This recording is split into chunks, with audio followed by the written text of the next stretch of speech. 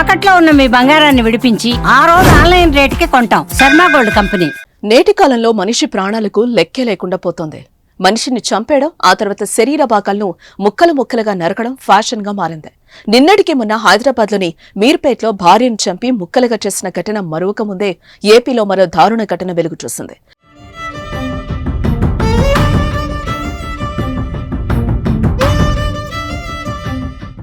మీర్పేట్లో సొంత భర్తే భార్యను చంపి ముక్కలుగా చేసిన దారుణ ఘటన కళ్ల ముందు కదలాడుతూ ఉండగానే ప్రకాశం జిల్లా కంబంలో కన్న కొడుకును తల్లి అతి కిరాతకంగా హత్య చేసింది. అనంతరం శరీర భాగాలను ముక్కలుగా నరికి 3 గోనె సంచుల్లో కుక్కి పంట కాలువలో పడేసిన ఘటనతో కంభం పట్టణం ఒక్కసారిగా ఉలిక్కిపడింది.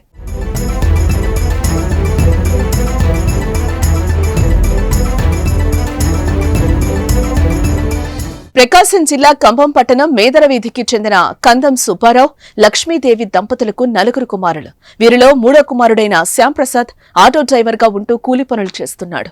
శ్యాంప్రసాద్ అవివాహితుడు. ఇక ఈ నేపథ్యంలోనే శ్యాంప్రసాద్ కు అన్నదమ్ములతో తరచూ ఘర్షణ జరిగేది. గురువారం తెల్లవారుజామున శ్యాంప్రసాద్ దారుణ హత్యకు గురయ్యాడు. అతడి శరీరాన్ని ముక్కలుగా నరికి తల, మొండెం ఒక ప్లాస్టిక్ సంచిలో కుక్కారు. కాళ్లు, చేతులు మరో సంచిలో ఉంచి గురువారం రాత్రి ఇంటి సమీపంలోని వంటకాలువ వద్ద పడేశారు. ఇక మరుసటి రోజు అంటే శుక్రవారం మధ్యాహ్నం తర్వాత హత్య విషయం బయటకు పొక్కింది.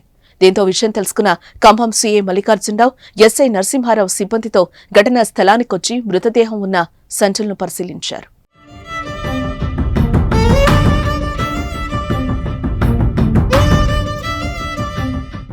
ఇక హత్య ఎవరు చేశారనే కోణంలో విచారణ మొదలుపెట్టిన పోలీసులు షాక్ అయ్యారు. హత్య చేసింది ఇంట్లో వారే అని తెలిసి అవాక్కయ్యారు. మద్యానికి బానిసైన శ్యాంప్రసాద్ వావి వరుసలు మరిచి మహిళలపై దాడులు చేసేవాడట. ఈ నేపథ్యంలోనే ఓ రోజు తాగిన మైకంలో ఇంట్లోని ఆడవారితో శ్యాంప్రసాద్ అసభ్యకరంగా ప్రవర్తించినట్లు తెలుస్తోంది. దీంతో శ్యాంప్రసాద్ ఆగడాలను భరించలేక తల్లి హత్య చేసినట్లుగా పోలీసులు భావిస్తున్నారు.